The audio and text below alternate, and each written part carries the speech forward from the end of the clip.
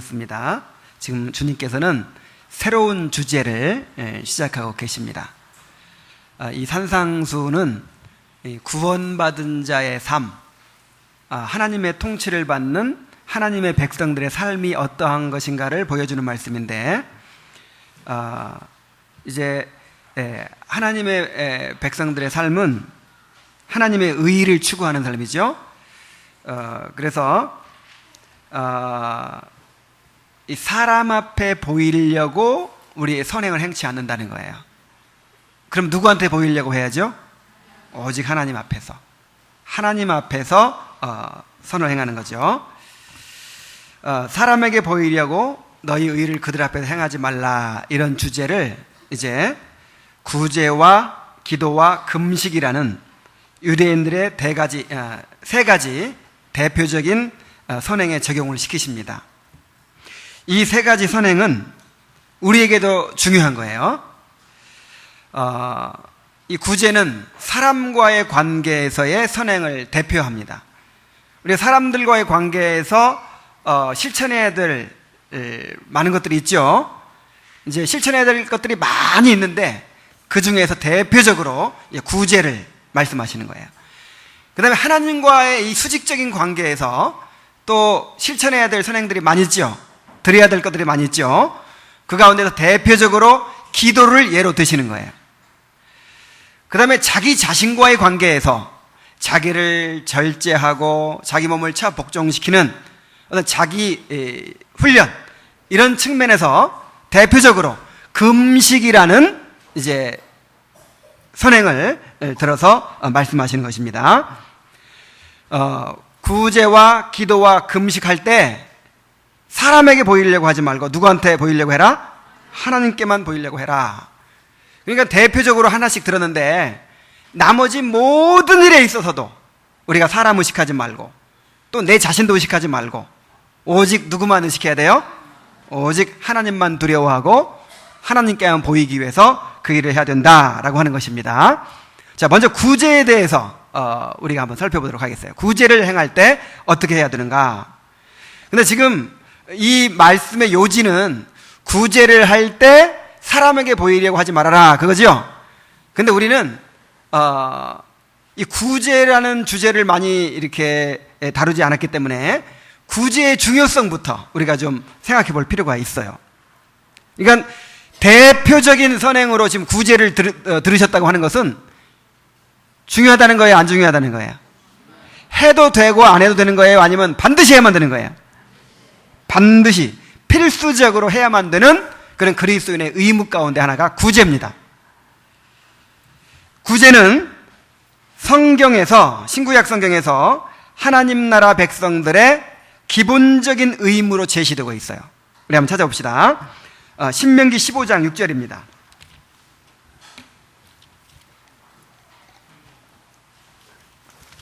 신명기 15장 6절.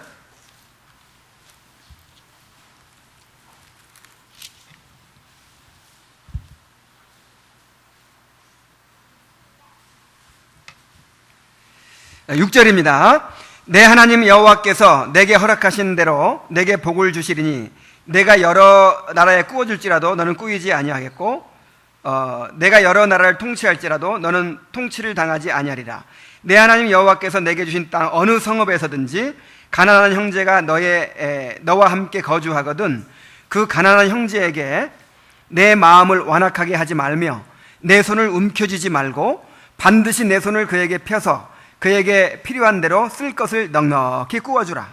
삼가 너는 마음에 악한 생각을 품지 말라. 곧 이르기를 일곱째 해 면제년이 가까이 왔다 하고 내 궁핍한 형제를 악한 눈으로 바라보며 아무것도 주지 아니하면 그가 너를 여호와께 호소하리니 그것이 내게 죄가 되리라. 너는 반드시 그에게 줄 것이요 줄 때에는 아끼는 마음을 품지 말 것이니라. 이로 말미암아 내 하나님 여호와께서 내가 하는 모든 일과 내 손이 닿는 모든 일에 내게 복을 주시리라. 우리 11절은 다 같이요. 시작. 땅에서는 언제든지 가난한 자가 그치지 아니하겠으므로 내가 내게 명령하여 이르노니 너는 반드시 내 땅 안에서 내 형제 중 곤란한 자와 궁핍한 자에게 내 손을 펼지니라. 아멘.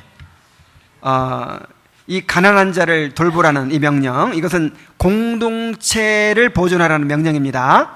그러니까 옛날 이스라엘 백성들은, 이스라엘이라고 하는 나라는 우리가 어떻게 이해를 해야 되냐면 교회라고 이해를 해야 돼요.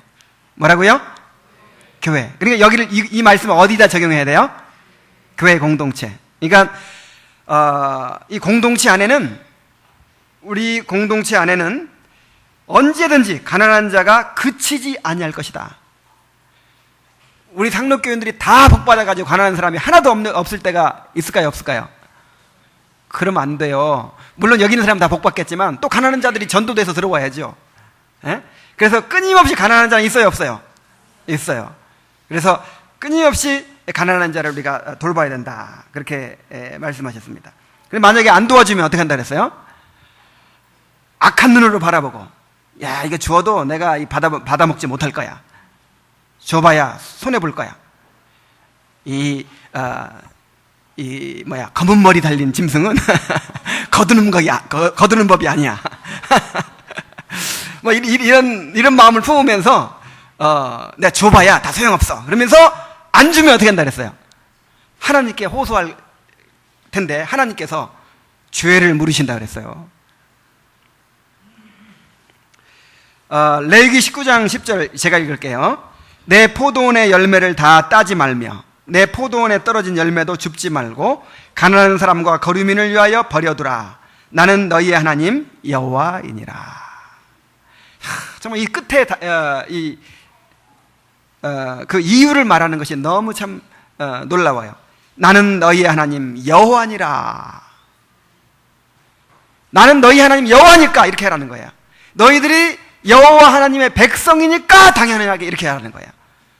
추수할 때 다 비지 말고 끄트머리 조금 남겨두라는 거예요. 감나무에 감 다 따버리지 말고 까치밥이 아니고 가난한 자들 따먹으라고 일부 남겨두라는 거예요. 이삭을 주울 때 다 주워버리지 말고 그냥 흘려두고 그냥 가라는 거예요. 그러면 가난한 사람들이 와서 그것을 주워갈 것이다.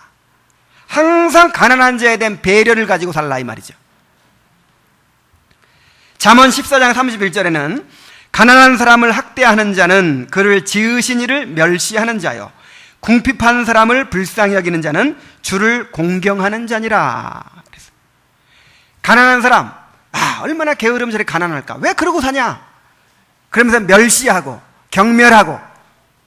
자, 그러면 누구를 멸시하는 사람이 돼요? 하나님을 멸시하는 사람이 된단 말이에요. 근데 가난한 사람을 존경하고 그를 존중하고 그를 존대하고 하면 누구를 존경하는 거예요? 하나님을 존경하는 거예요. 잠언 19장 17절에 보니까 가난한 자를 불쌍히 여기는 것은 여호와께 꾸어드리는 것이니 그의 선행을 갚아주시리라. 여러분, 하나님한테 돈 꿔드리고 싶습니까? 방법이 있어요. 가난한 사람한테 꾸어주세요. 그러면 하나님께 꾸어드리는 셈이 됩니다. 하나님이 떼어먹으실까요, 안 떼어먹으실까요? 갚아주십니다. 넉넉히 갚아주세요. 하나님 앞에 꾸어드리세요.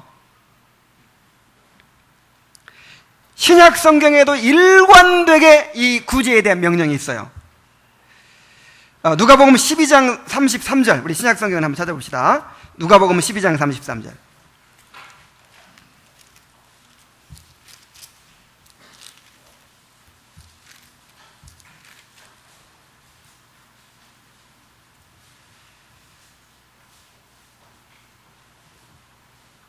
자, 31절부터 제가 읽습니다. 31절부터. 다만 너희는 그의 나라와 그의 나라를 구하라. 그리하면 이런 것들을 너희에게 더하시리라. 적은 무리여 무서워 말라. 너희 아버지께서 그 나라를 너희에게 주시기를 기뻐하시느니라. 너희 소유를 팔아 구제하여 낡아지지 아니하는 배낭을 만들라. 곧 하늘에 둔 다음이 없는 보물이니 거기는 도둑도 가까이 하는 일이 없고 좀도 먹는 일이 없느니라. 하나님께서 우리를 돌보시고 우리 삶을 책임지시겠다는 거예요. 그래서 우리는 뭐만 구하면 된다고요? 그의 나라를 구하면 돼요. 그의 의를 구하고 살면 돼요. 그리고 하늘의 보물을 쌓는 삶을 살라는 거예요. 하늘의 보물을 쌓는 방법이 뭐예요? 하늘에 쌓는 보물, 그게 뭐냐면은 가난한 자를 돕는 거예요.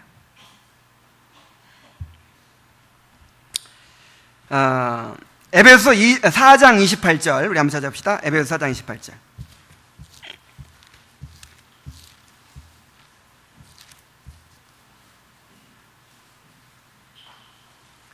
자, 우리 함께 읽어봅시다. 자, 시작.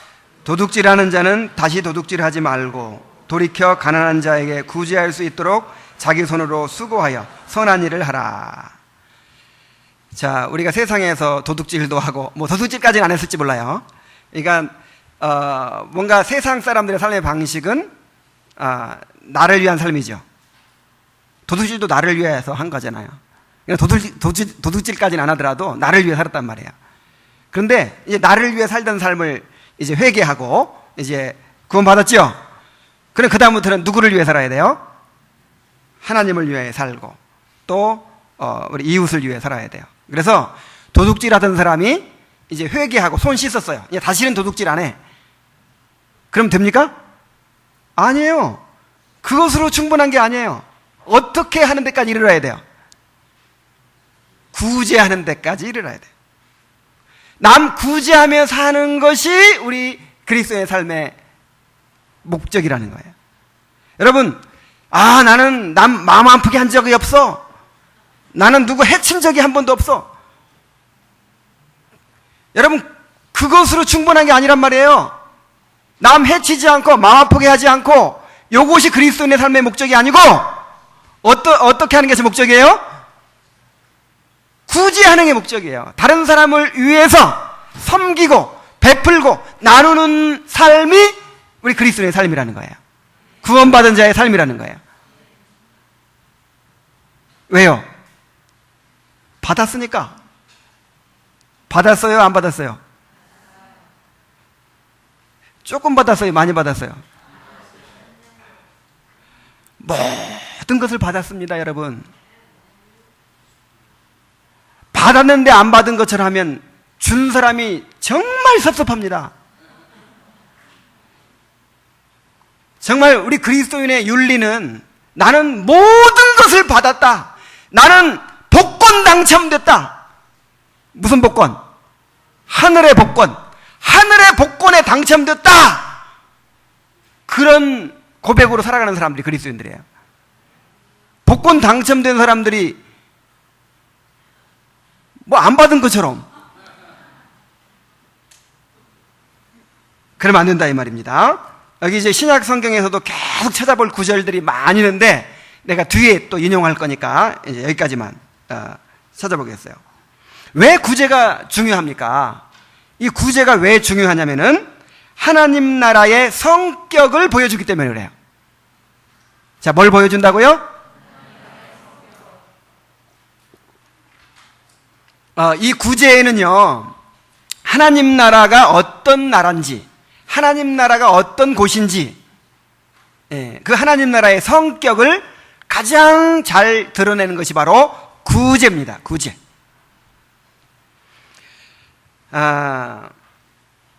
이 세상의 삶의 방식이 있어요. 이 세상은 누가 통치하지요? 사탄이 통치합니다. 물론 이제 하나님이 통치하시지만은 사탄이 영향을 미치고 있죠. 그리고 하나님의 통치를 받아들이지 않은 사람들은 또 자기 자신이 이제 통치하죠. 자기 자신이 통치한다는 게 다시 말하면 사탄의 통치를 받는 거예요. 자, 이 세상에 사탄의 통치를 받고 자기가 주인이 되어서 살아가는 삶의 방식이 있고, 구원받아서 하나님의 통치를 받아서 사는 하나님 나라 백성들의 삶의 방식이 있어요. 다를까요? 틀릴까요? 다를까요? 같을까요? 다르죠. 같으면 안 되죠. 자, 이 세상의 삶의 방식은 어떤 것입니까? 이 세상의 삶의 방식은 누가 삶을 주관해요? 내가 주관해요.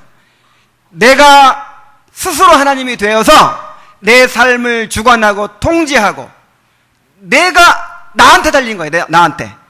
그래서 이 땅의 자원을 확보해서 나의 안정과 행복을 누리려고 하는 이것이 이 세상 사람들의 삶의 방식이에요. 다시 이 세상 사람들은 누가 하나님이에요?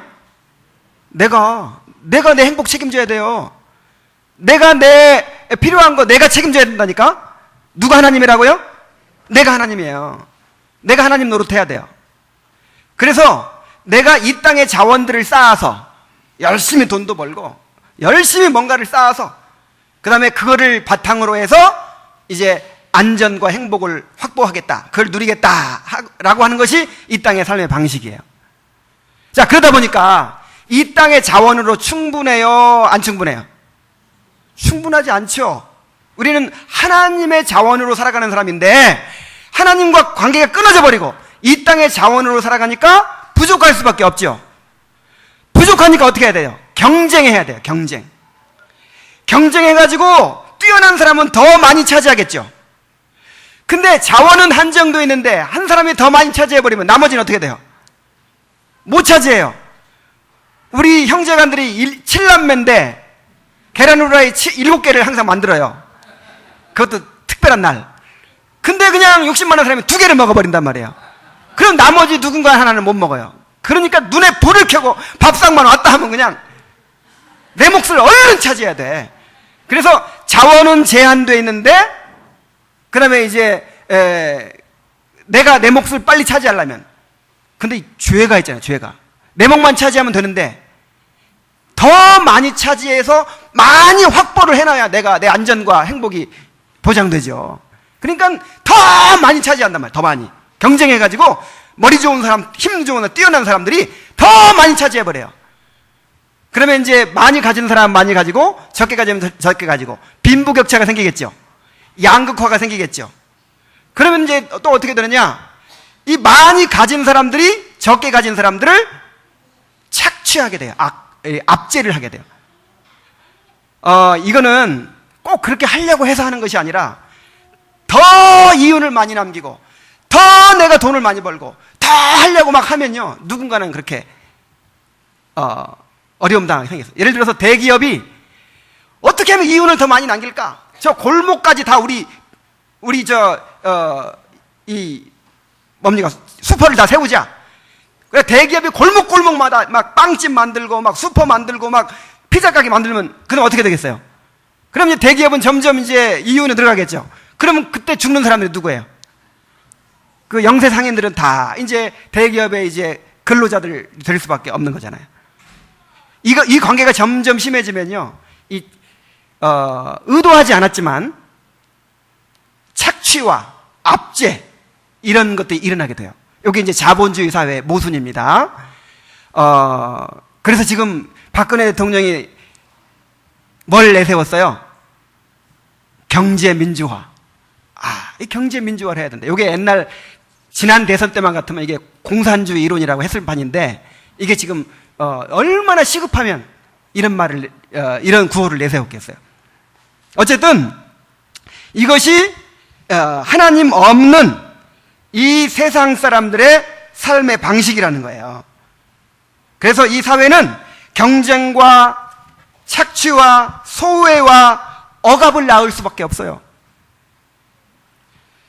그런데 이제 하나님이 통치하시면 어떻게 됩니까? 하나님 나라는 누가 하나님이에요? 하나님이 하나님이에요. 하나님이 통치하십니다. 하나님이 우리 삶을 주관하시고 책임지시겠다는 거예요. 너희는 그런 거 신경 쓸 거 없어. 우리가 자녀들한테 그러죠. 아빠, 우리 겨울에 뭐 먹고 살아요? 경제가 어려운데 나 공부 어떻게 해요? 그럼 어떻게 해요, 아버지가? 너 그런 거 신경 쓰지 마. 아무리 어려워도 너는 먹여 살린다. 너 학교 보내는 건 내가 어떻게 해서든지 보낸다. 너는 뭐만 신경 써라. 공부나 신경 써, 이놈아. 많이 해본 소리죠? 하나님이 여러분들의 지금 그렇게 말씀하십니다. 뭐 먹고 사는 일에 신경 쓰고 뭐 세상 걱정, 뭐 노후 걱정, 그런 거 누구한테 맡겨라? 하나님께 맡겨라. 그리고 먼저 뭘 구해라? 그의 나라와 그의 의를 구하라. 그럼 이 모든 걸 다 더해주겠다. 자, 누가 하나님 노릇해요?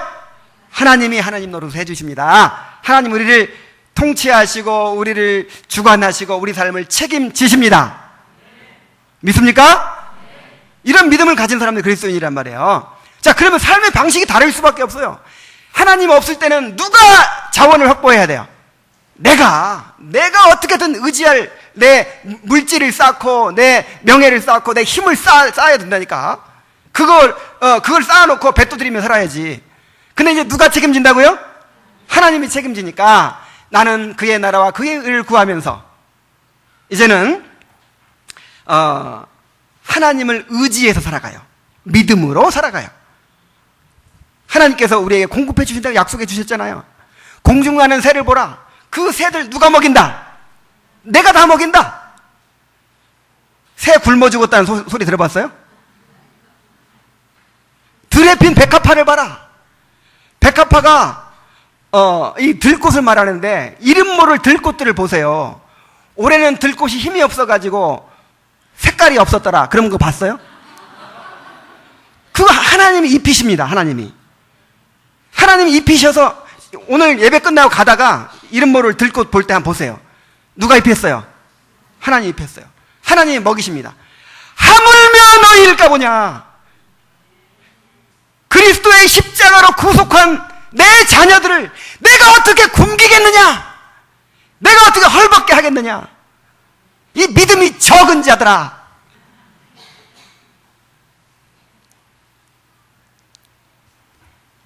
하나님이 공급해 주십니다. 자, 그럼 믿음이 있죠? 이제 믿음 생겼어요? 자, 믿음이 생기니까 이제 삶의 방식이 다르다 이 말이에요. 경쟁할 필요 있어요, 없어요? 경쟁하고 뭐 어떻게 하든지 남의 거 뺏어가지고 내 걸로 확보하고 막 그러려고 할 필요 있어요, 없어요? 속옷을 달라고 소송을 거네, 이 사람이? 그럼 어떻게 해요? 아유, 하나님이 입혀주시는데 겉옷까지 가지시죠? 오리를 가자 그러네. 그럼 어떻게 해요? 아, 심리까지 갑시다. 그러니까 뭐 경쟁이 필요 없어요. 거기서 착취가 일어나지 않아요. 압제가 일어나지 않아요. 사랑하고 섬기는 사회가 됩니다. 그래서 하나님 나라가 이런 것이다 라고 이제 드러내는 거예요. 이게 바로 하나님 나라의 성격입니다. 그래서 하나님께서 이제 그 하나님 나라가 어떤 성격의 나라인지 그것을 드러내시기 위해서 구약에서는 이스라엘을 사용하셨고 신약에서는 교회를 사용하십니다. 그래서 이스라엘이라는 나라를 시범 케이스로 하나님이 통치하시는 나라로 이렇게 세우셨어요. 그러니까 나중에 이제 완전한 하나님의 나라가 이루어질 텐데 그 하나님 나라의 모형이죠, 모형. 그래서 세상 사람들이 하나님 나라가 어떤 곳인가 보려면 뭘 봐요? 어디를 보면 돼요? 구약시대는 어디를 보면 돼요? 이스라엘 보면 되는 거예요. 이스라엘을. 그래서 이스라엘은 누가 왕이에요? 하나님이 왕입니다. 그래서 왕 달라고 했을 때 왜 그렇게 하나님이 기분 나빠하셨어요? 신정 왕국인데 하나님의 나라의 모형인데 우리도 세상 사람들과 같이 되어 왕이 있어야겠나이다 하니까 하나님께서 하나님에 대한 반역으로 보신 거예요. 그래서 다윗을 세우셨지만 여전히 누가 왕이에요? 하나님이 왕이에요. 그래서 이 나라는 하나님이 통치하십니다. 그래서 이 나라는요, 뭐가 중요하냐면은 가난한 자를 돌보는 게 중요해. 세상 나라는 가난한 자를 착취하지만은 가난한 자를 이용해 돈 버는 거예요, 부자들이. 결국은 그렇게 됩니다. 가난한 자 노동력을 착취해서 돈을 버는 거. 이게 꼭 공산주의자 같은데 그건 아니고 어쨌든 그렇습니다. 이게 안 일어날 수, 이 구조상, 자본주의 구조상 이게 안 일어날 수가 없어요. 임금 제대로 주고 그래가지고 돈 벌 수 있어요, 없어요? 안 된다니까. 내가 남이 가져야 될 몫을 더 가져야만 돈을 벌 수 있는 거예요. 이 파이는 한정도 있고 더 차지하려면 남의 걸 뺏는 수밖에 없어요. 그래서 이제 그 세상 나라는 그런 착취와 억압의 구조가 이루어질 수밖에 없는데 하나님 나라는 누가 책임진다? 하나님이 책임지니까 이제 어떻게 살아야 돼요? 내가 남의 거 뺏고 내 거 쌓을 필요 있어요, 없어요? 없으니까 이제 세상 나라는 오히려 가난한 자를 이용하려고 하는데 하나님 나라에서는 어떻게 한다고요? 도와준단 말이에요. 가난한 자에게 베푼단 말이에요. 그래가지고 그것도 자발적으로. 그래서 이 하나님의 통치 아래 살고 하나님을 의지하기 때문에 이제 남의 거 뺏을 필요가 없어요. 이제는 오히려 가난한 자를 도우면서 산다 이 말이에요. 그래서 이 가난한 자를 돕고 배려하고 함으로써 이 공동체가 함께 살아간다 이 말이에요. 함께. 그러면 세상 나라와 비교가 되죠. 이야, 정말 하나님이 통치하는 나라가 확실히 다르구나. 나도 하나님 나라 백성 되고 싶다. 거기로 이민 가고 싶다. 그래가지고 예수 믿게 되는 거예요. 자, 그런데 이스라엘 백성의 죄가 뭡니까? 이스라엘 백성의 죄를 두 가지로 딱 요약할 수 있어요. 우상숭배와 가난한 자를 압제한 거. 자, 이스라엘 백성의 죄가 뭐라고요? 이게 지금 하나님의 통치를 거부하고 하나님을 믿지 않는 사람들은요, 두 가지로 나타나요. 첫째는 우상숭배로 나타나고 두 번째는 가난한 자를 압제하는 것으로 나타나요. 자, 어떻게 압제하느냐? 이 이스라엘 사회는요, 철저하게 공산주의 비슷합니다. 완전 공산주의는 아니지만은 토지도요, 공개념이에요. 서로 팔고 살 수가 없어. 토지 소유자가 누구예요? 하나님이에요, 하나님. 내가 땅을 막 땅 부자 이런 거 있을 수 없어. 그리고 재산도 한없이 가질 수 없어. 희년이 되면요, 7년 만에 한 번씩 다 돌려줘 버려야 되는 거예요. 그러니까 부익부 빈익빈, 양극화 이런 것을 아예 제도적으로 막아진 사회가 이스라엘 사회예요. 그런데 요거는 믿음으로만 그렇게 돼요. 믿음이 있어야 돼. 하나님의 통치를 받아들이는 순종이 있어야 이렇게 돼. 그런데 믿음이 없어지다 보니까 어떤 일이 일어나느냐? 이제 농사를 똑같이 지어도 어떤 사람은 수확이 많죠. 수확이 많아가지고 아주 소출이 풍성해졌어요. 그래서 어떤 사람은 농사를 망쳐가지고 가난해졌어요. 특히 흉년 같은 때는 그것이 이제 심하게 편차가 나겠죠. 그러면 이제 원래 이 하나님 나라 성격은 어떻게 해야 돼요? 나눠야죠. 아, 우리는 이렇게 풍년인데 당신은 흉년이니까 우리 나누어 먹읍시다 하고 자발적으로 나눠야 되잖아요. 근데 이제 움켜쥐는 거예요. 나는 이거 쌓아놓고 또 흉년 될지 모르니까 쌓아놓고 내가 뱉어드리면 살겠다. 그러면 이제 가난한 사람들, 농사 망한 사람들 어떻게 해요? 빌려달라고 하겠죠. 그럼 빌려줄 테니까 이자 또 내라. 그래가지고 비싼 이자에 빌려줘요. 그래가지고 이자를 갚다가 못 갚으면 어떻게 됩니까? 저당 잡혔잖아. 땅을 뺏는 거예요, 땅을. 그래서 이제 땅 부자가 생겨나기 시작해요. 처음에는 공평하게 나눠주고, 공산주의처럼 공평하게 나눠주고 그걸 팔고 사지도 못하게 했는데, 이제 점점 땅 많이 가진 사람이 생기고, 땅 없는 이제 노동자가 생기는 거죠. 그 다음에는 그래도 가난해요. 이제 임금을 많이 줄까요, 적게 줄까요? 조금 주지. 왜냐하면 내 밭에서 일 안 하면 굶어 죽는 거니까 이제 이 자본을 가진 사람이 오늘 아무래도 이거 이 자본을 가진 사람이 이제 좌지우지 하는 거예요. 이 자본의 권력이에요. 그래서 이제 품값을 조금 겨우 굶어 죽지 않을 만큼 주면서 일을 시키는 거예요. 그러면 나는 점점 부자가 되겠죠. 그러면 이제 그것도 모자라니까 어떻게 해요? 자식을 이제 노예로 팝니다. 우리 자식을 당신 노예로 팔겠소. 먹고 살아야 되니까. 그래가지고 나중에 땅 부자가 생기고 형제의 자식을 노예로 삼고 이런 일들이 하나님 나라의 모형인 이스라엘 사회에서 생겨난 거예요. 하나님께서 이스라엘 백성의 우상 숭배를 책망하셨습니다. 그런데 그거보다 한 3배 정도는 더 많이 가난한 자를 압제한 것에 대해서 책망하셨어요. 그래서 이제 십계명의 두 돌판이 있죠. 하나님께 대한 의무가 있고 인간에 대한 의무가 있는데 성경에서 어떤 죄를 더 많이 책망할까요? 이 하나님께 대한 의무보다요, 이 사람에 대한 의무에 대해서 더 많이 강조하고요, 더 많이 책망해요. 왜 그럴까요? 하나님과의 관계는 보이지 않아요. 그것이 무엇을 통해 드러나죠? 인간 관계를 통해 드러납니다. 가난한 자를 구제하는 것으로 드러나요. 다른 사람을 용서하는 것으로 드러나요. 그래서 성경에는 이 이웃에 대한 의무를 강조하고 죄를 책망할 때도 이웃에 대해서 의무를 다하지 못한 죄를 철저하게 책망하는 거예요. 나는 인애를 원하고 제사를 원치 아니하며, 그 다음에 번제보다 뭘 원하더라? 하나님 아는 것을 원하노라. 자, 나는 인애를 원한다 할 때 그 인애가 뭡니까? 이스라엘 백성들이요, 제사를 잘 드려요. 그러니까 그 부자들이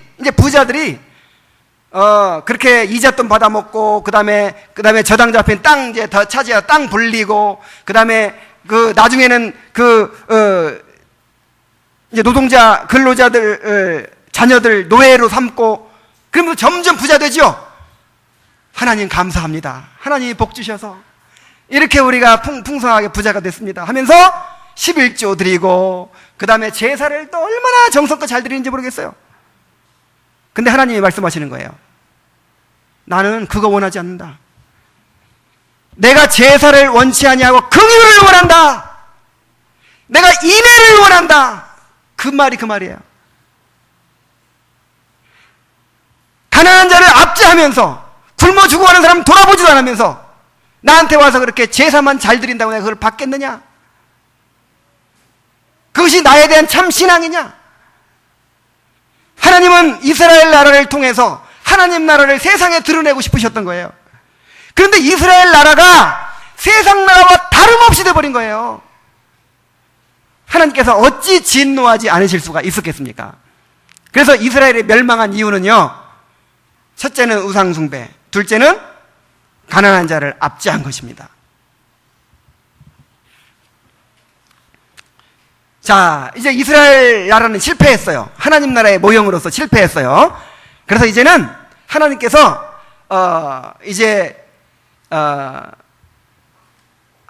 그 마음속에, 하나님의 마음속에 비밀로 간직했던 그런 대안을 딱 세상에 내놓으셨습니다.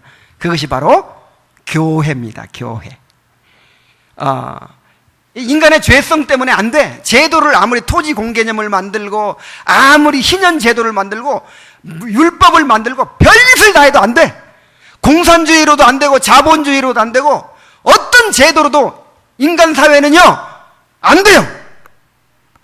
그래서 하나님께서 마음을 바꾸지 않으면 안 되겠구나 해가지고 성령을 통해서 새 마음을 주시고 거듭나게 하시고 중생한 사람들이 모여가지고 하나님 나라를 드러내는 그런 공동체를 이루게 하셨습니다. 그게 뭐라고요? 교회라고요. 교회. 그래서 이 초대교회 당시에 그런 하나님 나라가 이루어졌죠? 초대교회 당시에요, 이 성도들이 유무상통하잖아요. 자발적 공산주의. 공산주의가 이게 의도가 나쁜 게 아니죠. 평등하게 살자, 평등하게. 이 자본주의가 너무 모순이 많다. 부자가 가난한 자를 압제하는 구조, 이 계급 구조가 이건 바뀔 수가 없다. 그러니까 우리가 제도적으로 평등하게 하자 하니까 됐어요, 안 됐어요? 평등하긴 하는데 동시에 가난해. 안 돼. 그래가지고 이 사회주의, 공산주의 실험 완전 실패했어요. 근데 이 초대교회는요 자발적 공산주의라니까. 내 거를 다 내놓는 거예요. 내 거를 기쁨으로 내놓는 거예요. 그리고 그것을 가지고 다 쓰는 거예요. 물론 이제 그 당시에는 특수한 상황이 있습니다. 지금도 그렇게 하라는 거 아니에요. 지금도 그렇게 하라는 건 아니지만은 그런 정신을 우리가 가져야 된다 이 말이죠. 우리 공동체, 여러분 우리가 하기 좋은 말로 가족이라고 하죠. 가족이라고 하고 형제라고 하죠. 그 형제가 굶고 있으면 어떻게 해야 돼요? 형제가 굶고 있으면 내가 가진 재산을 팔아서라도 도와줘야 그게 형제입니다. 그냥 이름이 형제가 아니에요. 형제님, 자매님, 이름이 형제, 자매가 아니고 실제로 내 것을 팔아서라도 도와주는 것이 형제입니다. 이게 바로 교회란 말이에요. 교회. 그래서 이 교회는요, 교회가 하나님 나라는 아니에요. 이 교회가 하나님 나라다라고 하면 이게 카톨릭처럼 되죠. 카톨릭은 아예 교회가 하나의 어떤 정부를 만들고 있잖아요.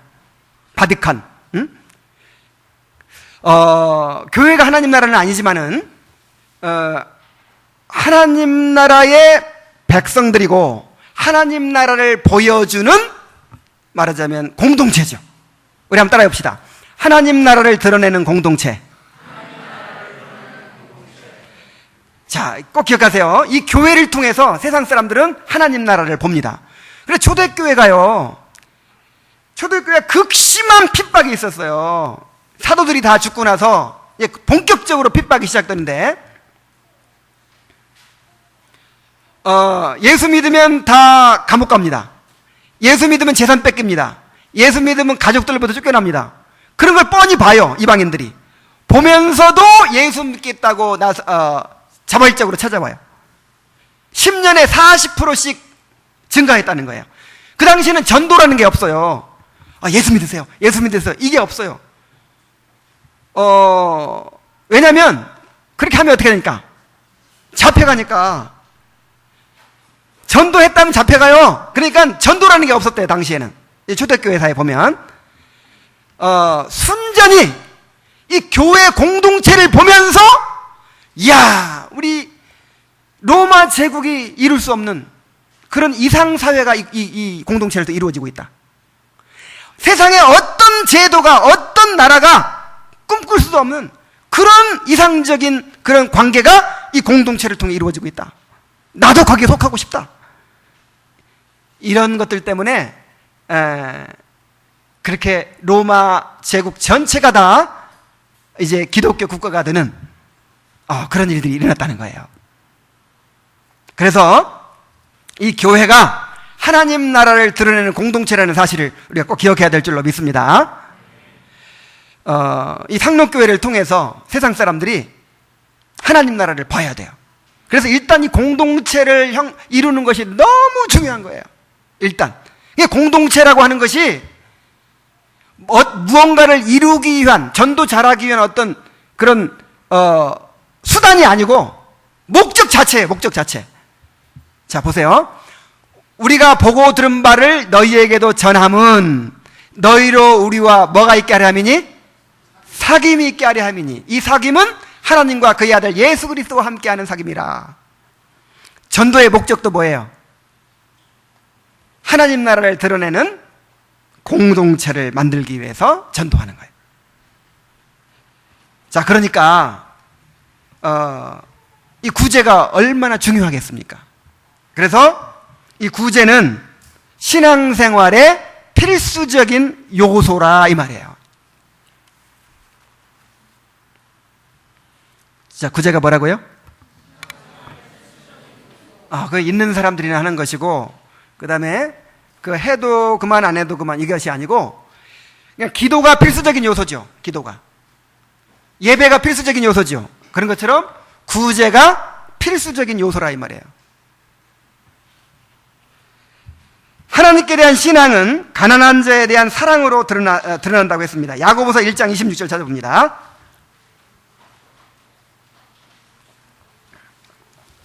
야고보서 1장 26절.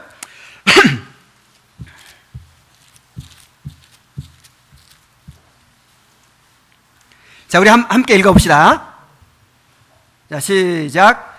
누구든지 스스로 경건하다 생각하며 자기 혀를 재갈 물리지 아니하고 자기 마음을 속이면 이 사람의 경건은 헛것이라. 27절. 하나님 아버지 앞에서 정결하고 더러움이 없는 경건은 곧 고아와 과부를 그 환난 중에서 돌아보고 또 자기를 지켜 새 속에 물들지 아니하는 그것이니라. 자, 경건. 신앙 좋다는 게 뭐예요? 신앙 좋다는 게 새벽 기도 많이 하고, 그 다음에 예배 잘 드리고, 물론 이것도 신앙 좋은 겁니다. 근데 그거는 하나님만 아시는 거예요. 이 하나님과의 관계는 내적인 동기가 핵심이기 때문에 외적인 걸 가지고는 잘 몰라요. 그럼 뭘로 알 수 있느냐? 고아와 과부를 환난 중에 돌아보는 것으로 그 사람의 경건을 알 수 있다 하는 거예요. 아멘입니까? 그 다음에 요한일서 3장 14절 보겠어요.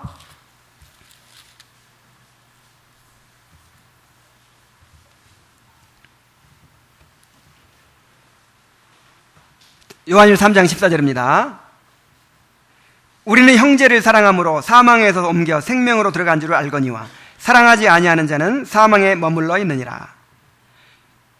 야, 이게 구원의 증거로 제시되고 있어요. 형제 사랑이.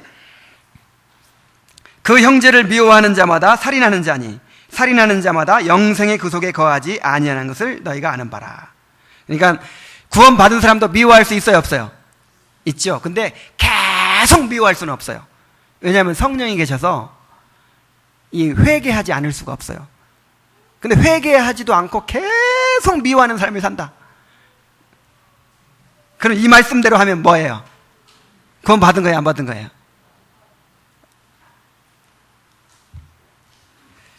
그가 우리를 위하여 목숨을 버리셨으니 우리가 이로써 사랑을 알고 우리도 형제들을 위하여 목숨을 버리는 것이 마땅하니라.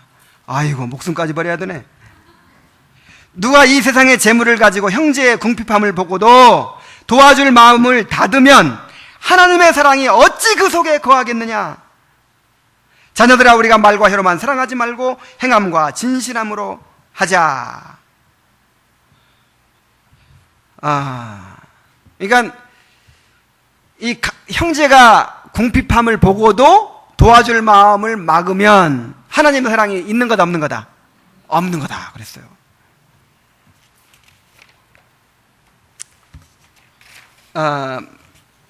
마태복음 25장입니다. 마태복음 25장 31절.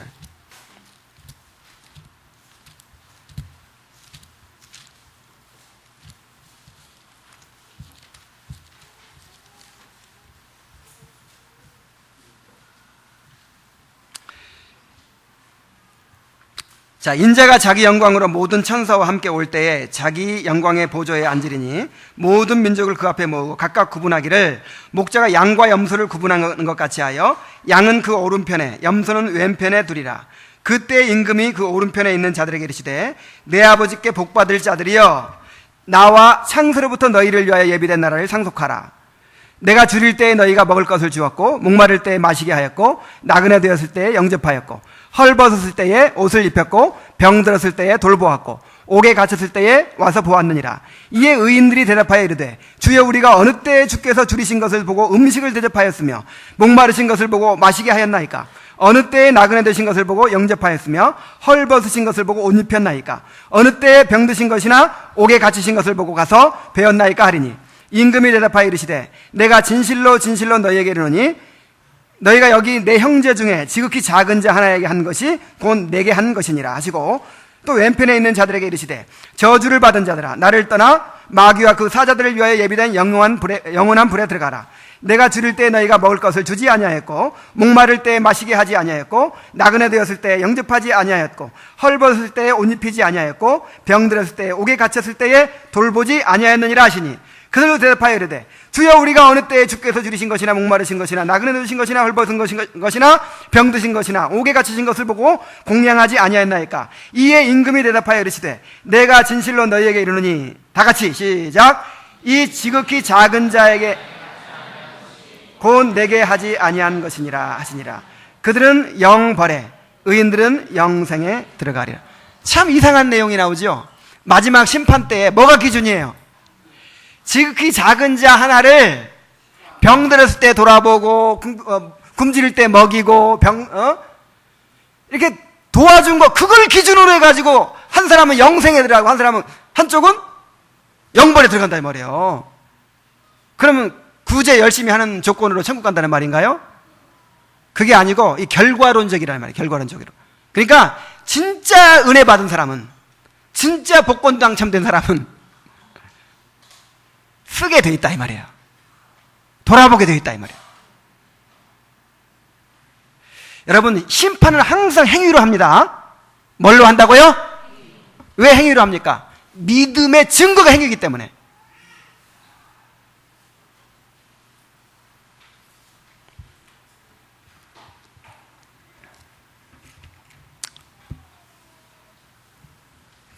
그래서 우리 구제는 우리 신앙생활의 필수라 하는 것입니다. 그리고 이 구제가 의무만이 아니고 은혜의 수단이기도 해요. 무슨 수단? 자, 은혜의 수단이란 말이 무슨 말이죠? 우리가 하나님을 만나고 하나님의 은혜를 받을 수 있는 수단이 있죠? 대표적인 것이 뭐예요? 말씀, 그 다음에 기도, 예배, 또 세례, 성찬, 뭐 이런 것들이 있는데 그 중에 하나가 뭐냐면은 구제도 은혜의 수단이에요. 이웃사랑도 은혜의 수단. 그래서 제가 은혜의 수단 자꾸 이렇게 강조를 했더니 어떤 분들은 오해를 하더라고요. 그러니까 은혜의 수단은 내가 은혜를 받는 거니까 나를 위해서 행하는 것만이 은혜의 수단인 줄 알아요. 근데요, 이웃사랑도 은혜의 수단이에요. 이웃에게 사랑을 실천하는 것도 내가 하나님의 은혜를 받을 수 있는 수단이 된다. 그 대표적인 예가 사도행전 9장에 나옵니다. 사도행전 9장 한번 보겠습니다.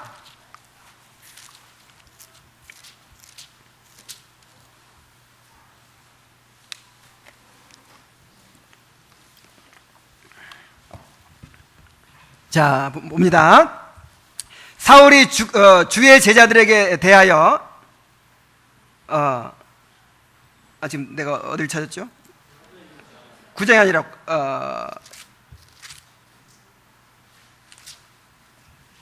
10장 고넬료 이야기를 찾는데 내가 헷갈렸습니다.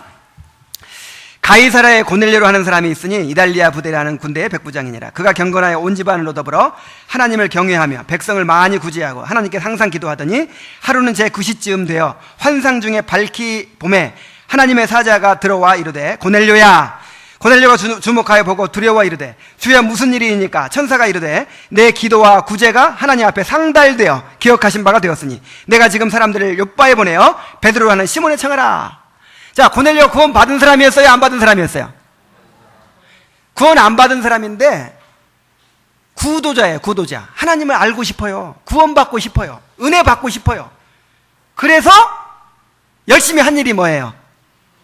기도를 열심히 했어요. 기도를. 그 다음에 구제를 열심히 했어. 근데 그 기도와 구제가 하나님 앞에 어떻게 됐다? 상달됐다.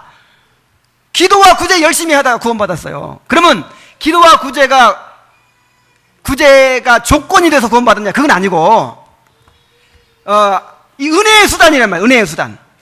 그러니까 구원받으려면요 은혜의 수단을 붙잡아야 돼. 여러분 구원받기 원하십니까? 구원받기 원하시는 분들이 있다면 말씀을 계속 들어야 돼요. 왜냐하면 성령께서 중생케 하시는 역사는 말씀 가운데 임하니까. 근데 그 말씀만이 아니라 이 구제도 은혜의 수단 중에 하나란 말이에요. 은혜 받고 싶어요? 하나님 만나고 싶어요? 그럼 가난한 사람 열심히 돌아보세요. 그러니까 고넬료가 구제를 많이 하니까 그것을 조건으로 구원해 준 게 아니고 하나님을 알고 싶어요.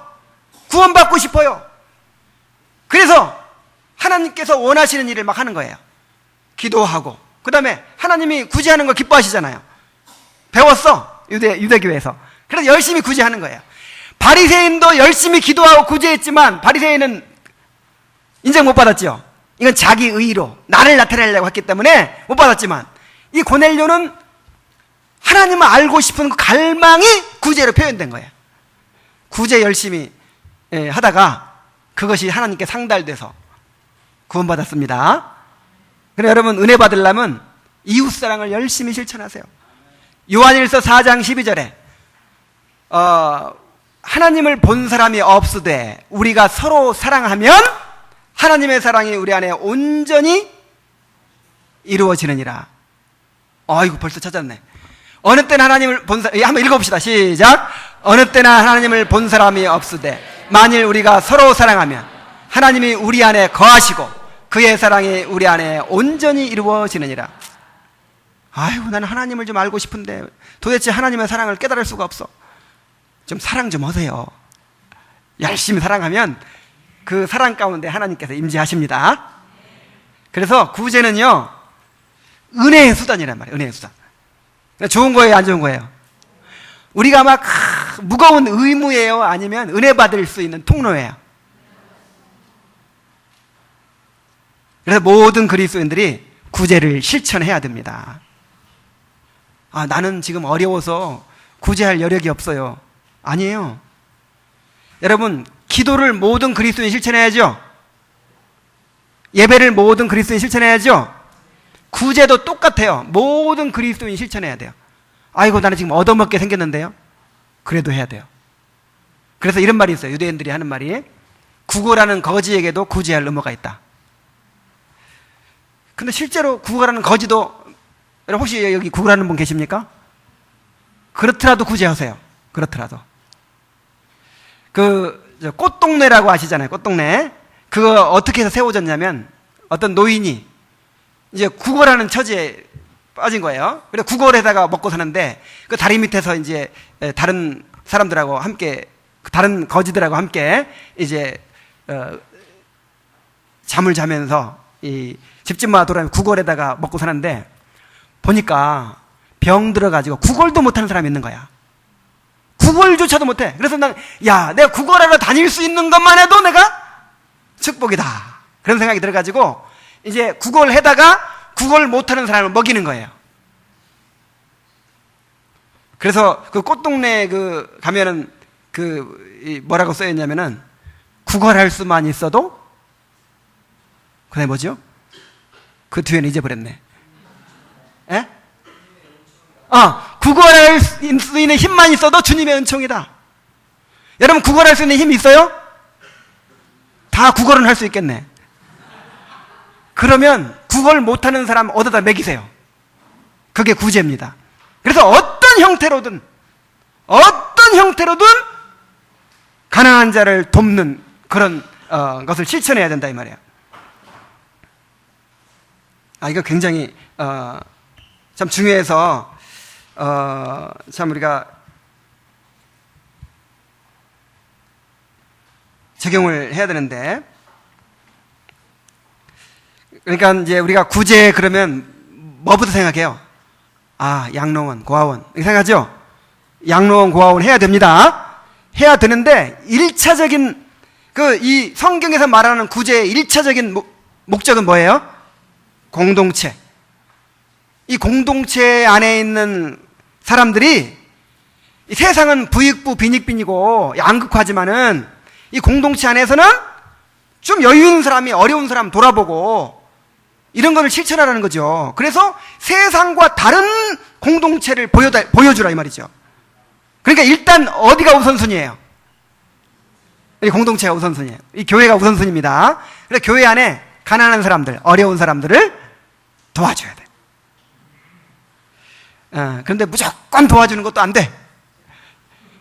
바울은 또 이거 철저합니다. 일하기 싫어하거든 먹지도 말게 하라. 가만 보니까 교회에서 막 도와줬더니 이제 일 안 하고 어떻게 그냥, 물론 이제 그런 사람이 없지만은 오늘날에는 그런 사람이 있어요. 이런 사람은 도와주면 안 된다. 예를 들어서 이런 사람들이 있어요. 지금 얼마만 도와주면 이 사업이 일어날 텐데, 이 다단계 사업. 지금 이 500만 넘으면 5천만 떨어지는데, 그럼 내가 11조 내고 내가 교회 짓고 내가 막 할 텐데, 이걸 안 도와주십니까? 여기 있으면서. 그건 도와주지 마세요. 그런 거 만약에 도와주고 싶으면은 목사님과 상의하세요. 그런 거 도와주면 안 돼요. 그런 거는. 그래서 이 도와주는 것도 또 어려워. 오늘날에는 누가 또 도움을 순수하게 받으려고 하지도 않고. 그래서 이런 거는 이제 목사님하고 상의하면 돼요. 내가 아무개 이렇게 도와주고 싶은데 어떻게 하면 좋겠습니까? 아니면 내가 지금 구제를 어떤 신앙의 기본적인 의무로 실천해야 된다고 오늘 말씀 들었는데, 내가 지금 교회에서 뭔가 누구를 돕고 싶은데 어떻게 하면 도울 수 있겠습니까? 다 잘 먹고 잘 사는 것 같죠? 근데 도와줄 일이 많이 있어요. 뭐 신학생들도 많고, 교회 와서 여기 자는 사람도 있고, 그다음에 또 예를 들어 수영에 가는데 회비 어려워가지고 못 가는 사람도 있을 수 있어요, 없어요? 하여간 마음이 없어서 그렇지 도와줄 마음만 있으면 얼마든지 있어요. 그래서 여러분, 지금은 우리 교회가 그런 사람이 하나도 없고, 이제 그렇기 때문에 내가 자신있게 말합니다. 이 과소비하는 거 있잖아요. 과소비. 그러니까 어느 정도의 이런 이 사유 재산을 인정합니다. 성경에서 좀 더 여유 있게 살 수 있고 좀 가난할 수 있어요. 부자와 가난한 것을 격차를 성경에서 인정 안 하는 게 아니에요. 우리 교회 안에는 부자도 있어야 됩니다. 가난한 사람도 있어요. 그런 짓 하는 사람도 있어야 되고 저처럼 똥차 타는 사람도 있어야 돼요. 이런 거를 뭐라고 하는 게 아니에요. 그러나 형제가 굶주리고 있는데 지나치게 과소비하는 거,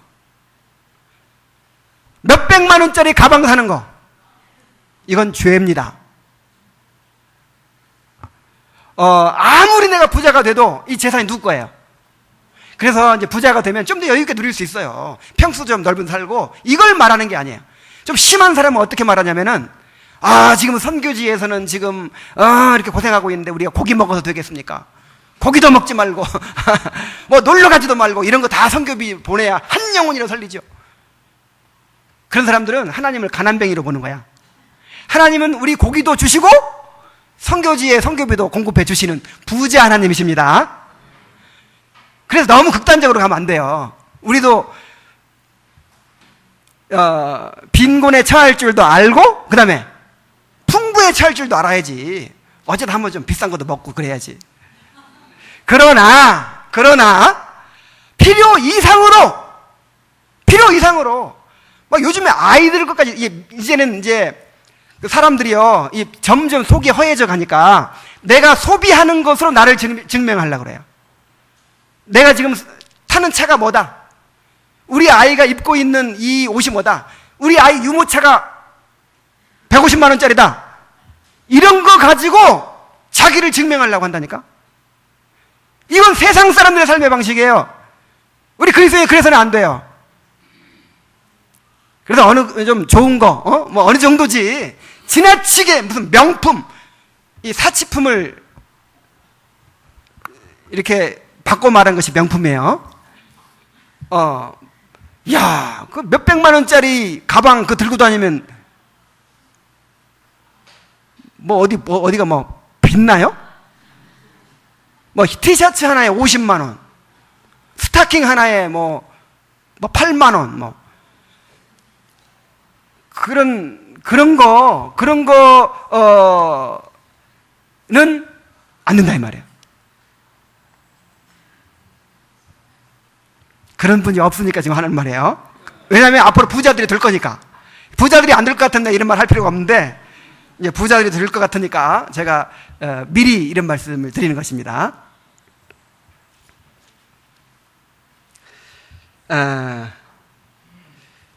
그래서 이 공동체 안에서 어떻게든지 이 궁핍한 사람들을 돕고자 하는 그런 마음을 가지고, 지금 생각만 해도 많이 있어요. 이게 하려고만 마음하고, 환자들도 많고, 하다못해 반찬을 만들어줘야 될 필요가 있는 사람들도 있고요. 호래비들도 많고, 학비가 필요한 사람들도 있고, 하여간 맘만 먹으면 있어요. 맘만 먹으면. 우리 토요일 저녁마다 우리 형제들 여기 와서 잠자고 1박 2일로 항상 예배를 드리거든요. 그 형제들 아침 굶고 예배를 땅 드리고. 이런 것도 참, 어디 못 쓰는 헌 돈이 있으면. 그런 생각이 들어요. 자, 어쨌든, 그렇게 이제 교회 안에서, 공동체 안에서 그런 것들이 이렇게 이루어져야 돼요. 공동체 안에서. 그럼 얼마나 참 하나님 나라를 드러내는 그런 사회가 되겠습니까? 그리고 나서 이제 이 공동체의 정신이 밖으로 향해야 돼요. 그러므로 우리가 모든 이에게 착한 일을 하되 먼저 믿음의 가정들에게 할지니라 그랬죠? 믿음의 가정들이 먼저고, 그 다음에는 어떻게 해야 돼요? 이제 이 교회가 사회에 대해서 공동체 정신을 이제 또 펼쳐야죠. 그래서 우리가 양로원도 돕고 고아원도 돕고 복지를 돕고 그런 일 좀 해야 돼요.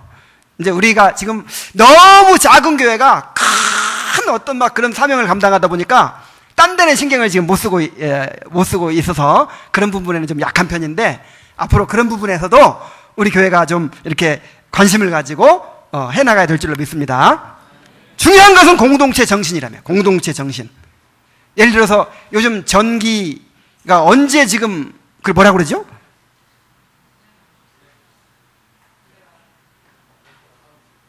이거 뭐 무슨 아웃? 블랙아웃. 블랙아웃이 언제 일어날지 모른다 막 그러잖아요. 여러분, 이런 시대에 막 에어컨 켜놓고 그냥 가버리고 막 그냥 필요 없는 전기 막 쓰고 이런 거, 우리는, 그러니까 이 공동체라고 하는 건요, 자원이 한정됐는데 내가 많이 써버리면 누군가 피보는 사람이 있는 거예요. 지금요, 블랙아웃을 무지하게 두려워하는 사람들이 있어요. 이 산소 호흡기에 생명이 줄이 달린 사람들은요, 블랙아웃 때문에 어떻게 돼요? 죽어요. 그 사람들은 벌벌벌 떨고 있어요, 지금. 그래가지고, 산소통 같은 거를 막 이렇게 지금 사다 놓고 막 난리예요. 전기만 나갔다 하면 그 사람들은 이제는 죽을지 몰라요. 근데 우리는 넉넉하니까, 전기세 내는 거 아무것도 아니니까 그냥 전기 마음대로 쓰죠. 내가 지금 한 가지 예를 드리는 거예요. 이 공동체 정신. 이 교회 안에서 그런 공동체 정신을 살면 밖을 향해서도 어떻게 해야 돼요? 그런 정신을 가져야죠. 그리고 환경에 대해서도 우리 관심을 가져야 되고,